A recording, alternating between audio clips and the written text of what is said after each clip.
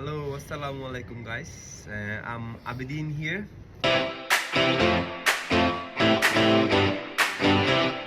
Information video about how I came here in last year as a student by spending only 807 euro. I had to pay it all together for the visa application while I came here.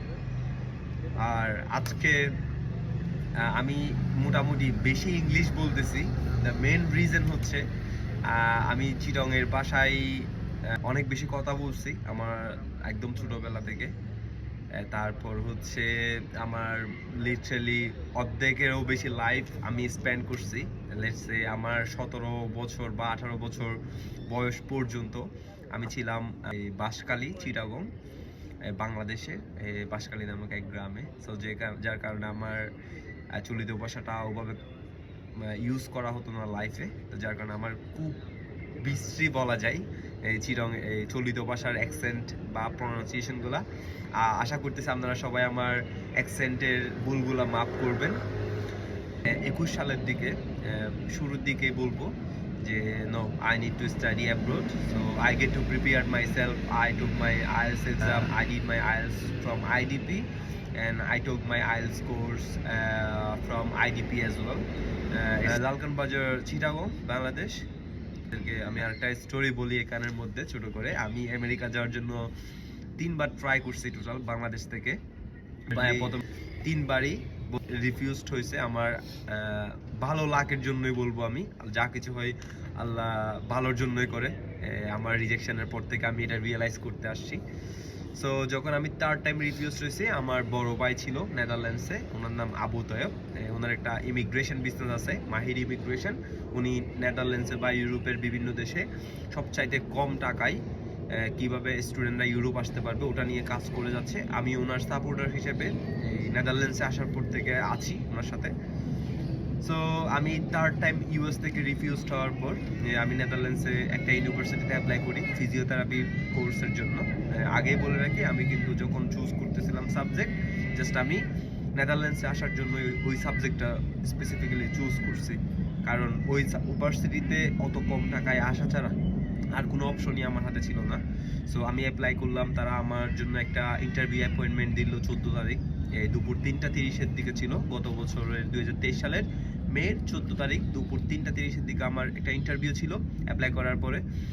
But আরেকটা good news হচ্ছে, আমার ইউনিভার্সিটিতে তখন last year যখন আমি apply করতেছিলাম কোনো ধরনের এই অ্যাপ্লিকেশন ফিস ছিল না, বাট এই ইয়ার থেকে তারা নাকি অ্যাপ্লিকেশন ফিস অ্যাড করছে। সো দেন হচ্ছে আমি ইন্টারভিউ অ্যাপয়েন্টমেন্টে অ্যাটেন্ড করছি। They were really impressed by my interview and they gave me the offer letter, and then they just asked me for like 807 euro only for the visa application fee, and that was the amount that I transferred from Bangladesh to Netherlands for my visa, and this money get me my visa. I was so lucky, I was so happy, and I have never thought that like I could get a way, I could have found a way where only 807 euro can get me here in Netherlands, in Amsterdam. So that was my story. Once more thing that I get to tell you about my journey was like I was a bit lucky because I applied to the university just the day before my application deadline. So I was so lucky, and yeah, that's how I came here. And after my spending my 807 euro, and maybe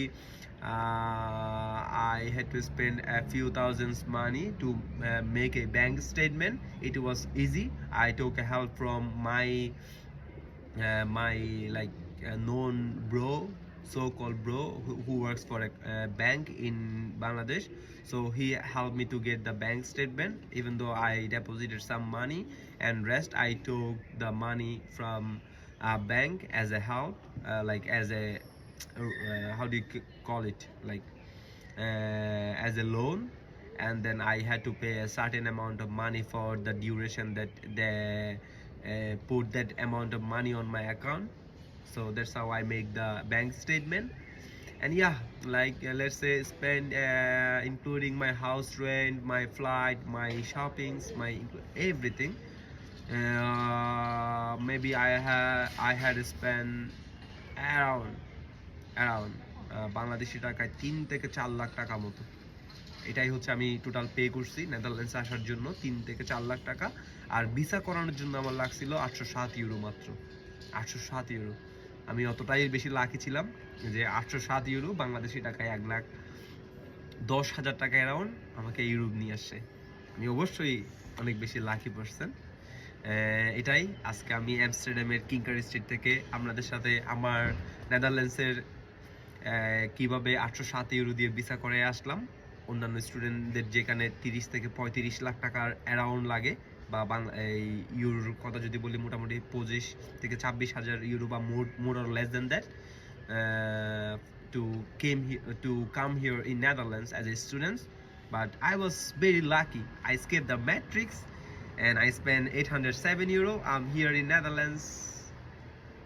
See you guys next time with a new story, with a new informative video about Netherlands and Europe, what you can do once you came here, or what kind of let's say what kind of things you need to know before you come here. I'm gonna make videos related to that. Till that, keep watching. See you guys, and if you are really here, just follow my page, follow my YouTube channel, follow my Instagram, whatever you can find. Bye bye, take care guys.